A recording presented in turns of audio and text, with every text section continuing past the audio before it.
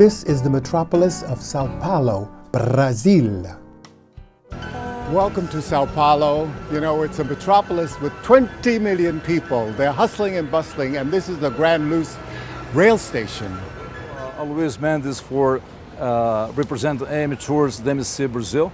We are strictly a incoming tour operator for Sao Paulo and Brazil as a whole. Okay, the idea for us to start this tour, like this small introduction to the city right here at the Estação da Luz light station, is the reason why is that this is actually a location and the station. It is not just a train subway station for us, but it's a landmark for the history, right? We're going back in the 1800s when Sao Paulo had the major production of the coffee in Brazil. They used to know as the black gold back then. This station here was the integration between the production center and the exporting port of Santos, which is only about 50 miles from here. So many things has been around this particular district with influence of art. So right here in front of us is Estação da Luz light station, which was actually, you can see the pretty much the architecture by the British, was completely designed, projected by the British back in the late 1800s, and it's actually it's pretty much like a copy of a station in the UK in the UK today. Okay, it's like exactly a copy. I think it is a copy of a station in Scotland. Okay, but you can tell very much British, and exactly the British, they were the ones who introduced and have developed the whole of the rail train system, like the railroad in Brazil. Okay, Brazil definitely had we always use the train system, the railroad system as the main tool of integration, exactly for the production center. We had about the whole cycle of the coffee production was around the greater metro area of Sao Paulo. It's extended on a range of approximately like 770 miles to 200 miles from the city. Not anymore today. Not anymore today. Sao Paulo is not anymore a major producer of coffee. Not anymore. Nowadays we are the major producer of sugar cane. We have this very special museum, which was it's actually part of the same building with the light station. It's the train station, but it's very special because it tells all about the history of the Portuguese language, and not just the Portuguese language as you know, Portuguese from Portugal, but the Portuguese specifically from Brazil, with all the roots and integration and adding of the natives and also the Afro influences in our language of Brazil. You know, Al, I'd like you to tell me about this neighborhood. It seems fascinating. Liberty Town, it's, for us in Sao Paulo, is one of the most fascinating, more like ethnic neighborhoods, which represents not just Japanese, but the whole of the groups of immigrants who came into Sao Paulo, okay, mostly in the early 1900s. But it's an Asian community. It's an Asian community. Let's remember this, you know, the Japanese community for Brazil, it was the most important group of immigrants coming from Asia, right, in the early 1900s as a labor force, right? So Liberdade, definitely, it's a neighborhood to be seen when you are in Sao Paulo. Oh, absolutely. You find wonderful food here. Oh, food. Fresh fruit, my God. The restaurants, I mean, everyone comes for this. And those wonderful street lights. I mean, it's a whole other sort of community that's very special. As a Japanese neighborhood, right? Which started back in the early 1900s, 1908, exactly, when the first waves of Japanese came into Brazil. Right. You know, through history, you go back to 1908, there were consecutive arrivals throughout a decade, and which made the group of the Japanese as one of the major groups of immigrants in the city of Sao Paulo. Right. So let's remember something, not just Sao Paulo, but outside of Japan, Brazil has the largest community of Japanese. Right. Okay? But not only Japanese, you have other Asian groups here as well. Oh, you do, yeah. But this particular neighborhood was developed and preserved by the Japanese. Right, but and it still is today. It still is today. It still is today. It's part of the city heritage for the Japanese community, representing the immigrants as a whole. Okay? Right, exactly. But we do have, yes, different communities in Sao Paulo, like for the Italians, for the Arabs, Lebanese, so many different groups of immigrants who came to the city. Now, why do they come to Sao Paulo? Sao Paulo was always the locomotive, like the economical locomotive for the country. And let's go back in the early 1900s when Brazil was getting into out of a agricultural scene into more of a industrial, all the way through the Industrial Revolution. Right. There was a major need for labor force, like imported, like for mostly. So they came in as laborers. Not as slaves, not as slaves. Not as slaves, but as laborers. It's as different. laborers, Yeah. right, laborers. And liberdade, does that mean liberty? Liberty. Yeah, That's right, correct. It means okay. liberty. It's like feijoada. It's like feijoada. That's exactly feijoada. Makes a stew of different ingredients all together. Okay. Yeah. That blend together so blend well. together, which made a great result. Yeah. And a great taste. And a great taste. So this is exactly the flavor of Brazil, and the feijoada, the multicultural integration. Is there another community like the Japanese community here in Sao Paulo? Oh yeah, I would say many. Yeah. Like the African community, exactly. the Indian community. Indians From India. No. No. We see in the history of Brazil, we Right. didn't have a strong wave of immigration from India. Right, okay. I believe they mostly made to the English-speaking countries rather than the Portuguese. That's my belief. By the way, the major groups of immigrants into Sao Paulo, into Right. Brazil, but let's use Sao Paulo as a sample. Arabs, okay, Right. Lebanese, Syrian Lebanese, Right. made a huge community here of Arabs. Italians, let's not forget about Italians, who made practically the whole introduction of many industrial factors and labor into this city. And the Jewish community as and well. the Jewish community. Let's not forget about the Jewish, which is, I believe, the second largest community in South America after Right. Buenos Aires. Okay, Right. it is in Sao Paulo, but definitely the most prominent Jewish community it is here in this city. Al, talk about Liberty Square. Was it just for the Asian community? Well, it's Liberdade, Liberty, square. It's right here in the center of the Japanese community, but it's not just for the the Japanese, right?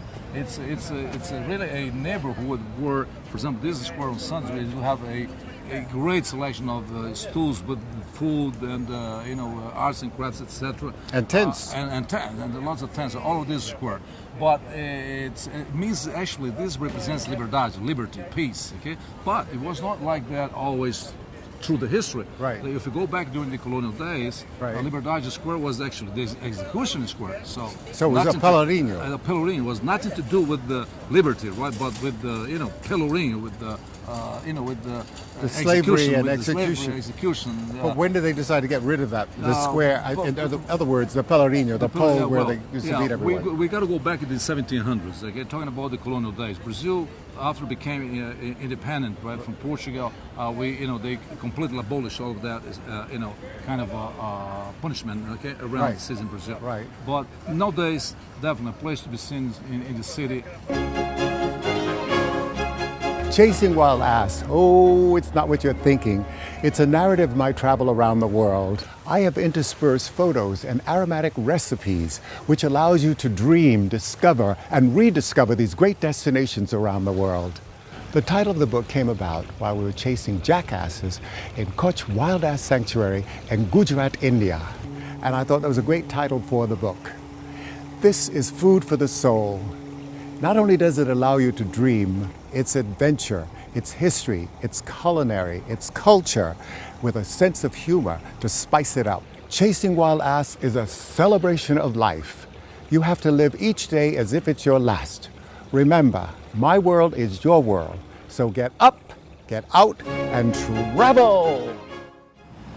You know, Al, this is such an exciting square. I mean, we've got this grand cathedral behind us. Tell me about the history of the cathedral. Yeah, well, the city, the history of this Praça da Sé, the Sé Cathedral, goes back in back in the 50s, when they started the construction. It is the newest. You mean the 15th century? No, not The 50s? We're talking about the church, the 50s year. Let's go back to 1954. So exactly right. Yeah, that's a surprise. That's a big surprise, right? Yeah. But the Catedral da Sé, the Sé Cathedral, is one of the largest neo-Gothic cathedral in the world. Right? Because it looks much older. It looks much older, but let's go back now with the history of the city, which you think should not be that old. if I tell you that this city, Sao Paulo, is a city from 1554. So talking about the mid 16th century, there's a lot of history, a lot of elements, historic elements to be seen. Right. Okay, it's not just a city where many people think of as strictly a business center, like economical center, banking center. It's a cultural city. It's a cultural city with so much elements, like exactly what we have right here. For, right. One of these major cathedral, right. Neo-Gothic cathedral in the world. So, John, that's exactly what Neo-Gothic means, right? So think about a monument like this. When you first look at it, you think it's something like, 300 years old, but it's not. It's Neo-Gothic, right? It's something great in the past century. And recently, we're talking about a monument with over 1954. We hear, so it's over a little bit of 6 years, 60 right? years, yeah. So it's, right. Look at it. But it looks old. But it looks old. It's Neo-Gothic. So well, let's go and explore.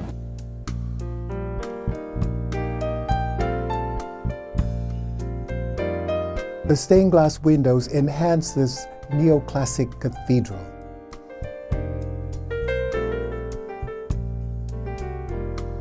The columns of St. Paulista, they reach for the sky. The stained glass windows are like old lace curtains blowing in the wind.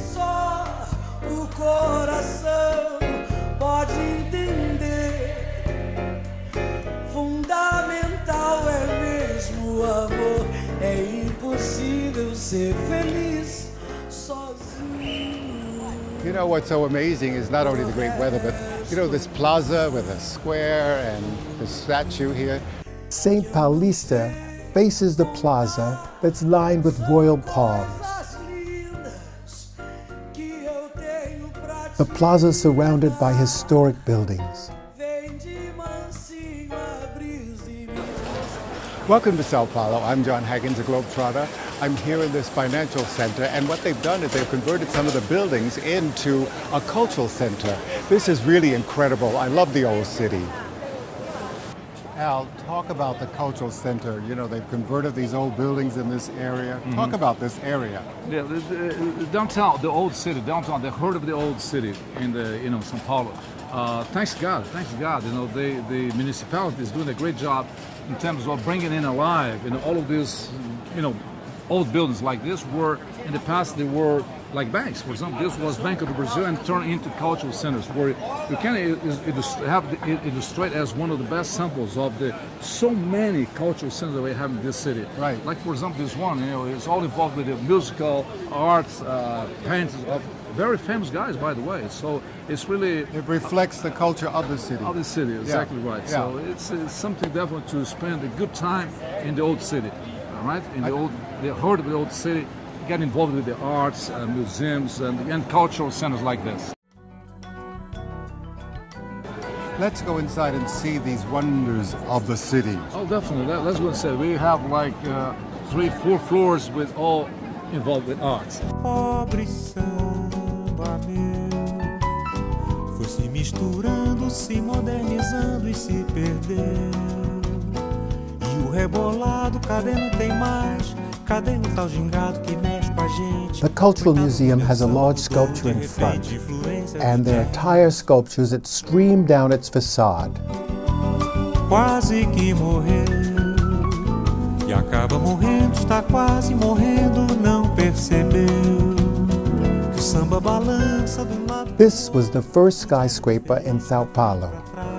O samba meio morto ficou meio torto, influência do jazz. No afro-cubano vai complicando, vai. The Martinelli building began construction in 1927, and it was inaugurated in 1929 with only 12 floors, and then it was completed in 1934 with 20 floors. Here we are again at the exactly the Paulista Avenue, which is the avenue in town, right? Like pretty much like the main avenue still today in Sao Paulo. And right here underneath this, beautiful building, which is one of the best expression of the modernism architecture in the country. Okay, with if you guys look at all this free span, it comes out like to 80-something meters. So it's something that is a objective study for many architects, okay, in Brazil. As you know, the modernism school of architecture is quite important, has been very heavily developed in Brazil, starting by Niemeyer, right? Going through many architects like Lina Bobardi, for example, the one who designed this beautiful building here, where is now the MASP Museum, one of the leading expressions for the contemporary art in this country. Is definitely one of the best collections. A place to be visited, a place you should not miss when you are in Sao Paulo. Okay, so MASP Museum, Paulista Avenue, the whole of this neighborhood is filled with The Modern Art Museum includes works of Brazilian contemporary art and culture. The traffic never sleeps in this bustling city of 20 million people.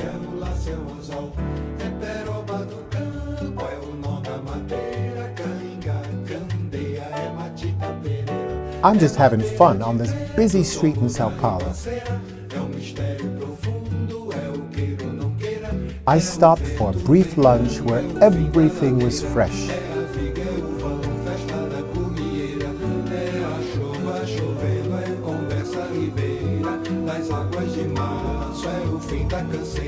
I love the way the Baiana women dress. Brazil offers service with a smile.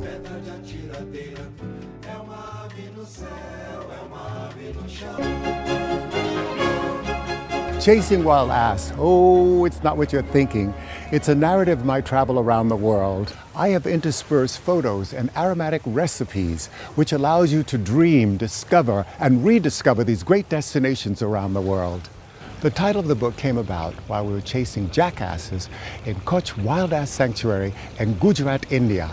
And I thought that was a great title for the book. This is food for the soul. Not only does it allow you to dream, it's adventure, it's history, it's culinary, it's culture, with a sense of humor to spice it up. Chasing Wild Ass is a celebration of life. You have to live each day as if it's your last. Remember, my world is your world. So get up, get out, and travel! Sacrifícios aos seus orixás. O surdo de terceira.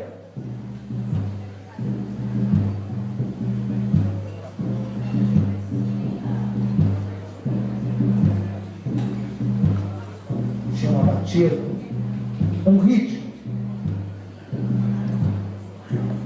Outros instrumentos esses negros colocaram. As caixas.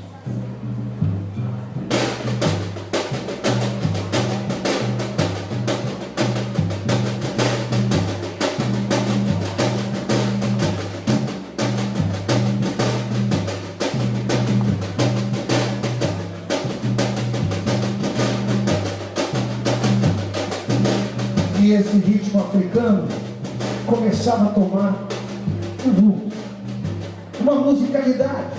E outros instrumentos eles introduziram com os tamborins.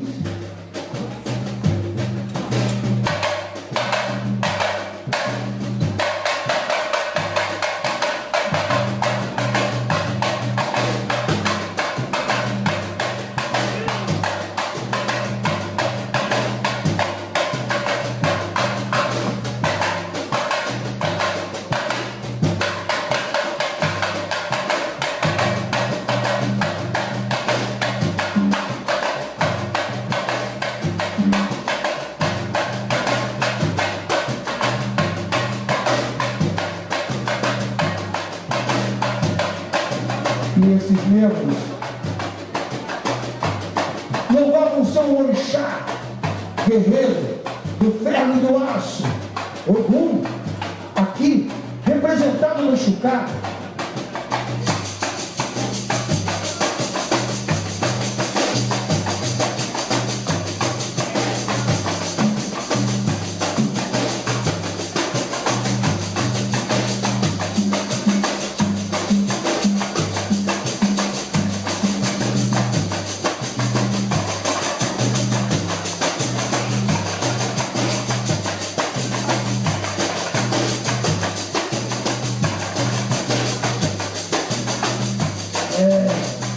Começava aí de cima na África, o samba no Brasil. E esses negros, já com os livros afrodescendentes, introduziram um instrumento peculiar, que dá no repique, a sonoridade, o solo.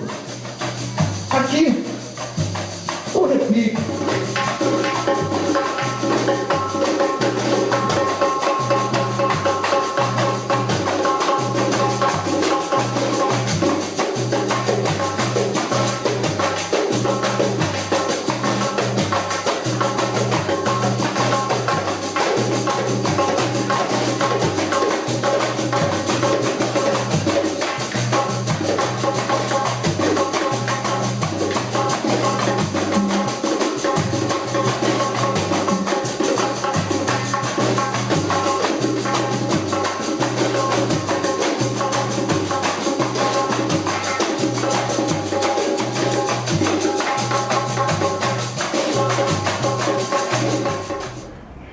You know, wherever I go in the world, and every week I have great discoveries, and I'm here in Vila Madalena in Sao Paulo.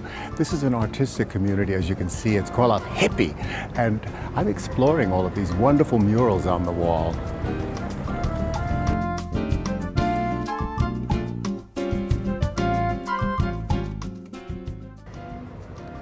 You know, Sao Paulo is amazing. Around every corner, there's something new, something wonderful to explore. We're here at Vila Madalena, and I'm here with my new friend, Andrea.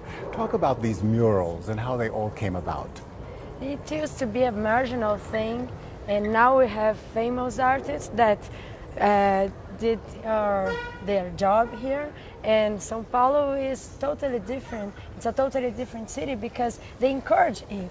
And I love to live here because of this. And they're 24 hours. My God, it's 24/7. I like to say that because you can see it all day, all night. yeah, You know? have all those people around seeing, taking pictures. Exactly. And Vila Madalena has a lot of different places to know, and everything you can find here. This is one of the most things about this neighborhood. Madalena is a magical destination in Sao Paulo, and it's also an artistic district where everybody comes to view the beautiful murals and dine on fine cuisine.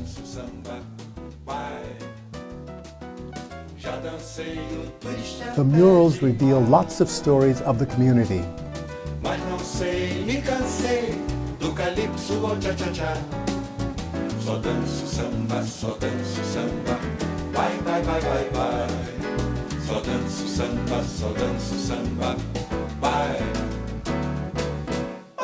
These narrow winding streets are lined with walls, and the walls are filled with colorful murals. Vai, vai, vai, vai, vai. Só danço samba, só danço samba. The curious come from far and near to see these colorful murals.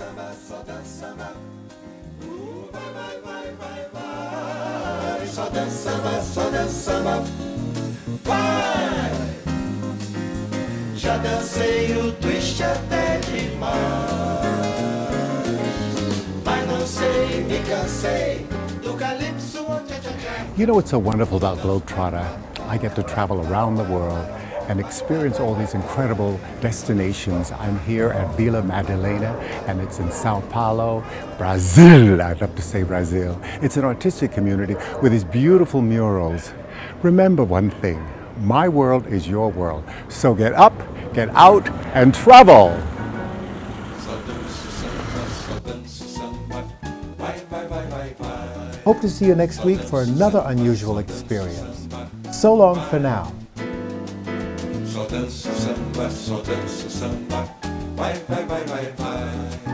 Só danço samba, só danço samba. Vai. Já dancei o twist até demais. Mas não sei, me cansei do calypso ao tcha-tcha-tcha. Só danço samba, só danço samba. Vai, vai, vai, vai, vai. Só danço samba, só danço samba. You know, no matter where I go in the world, there's always a new discovery. I'm here in Sao Paulo, and I'm in Vila Madalena. The wrong place. Madalena.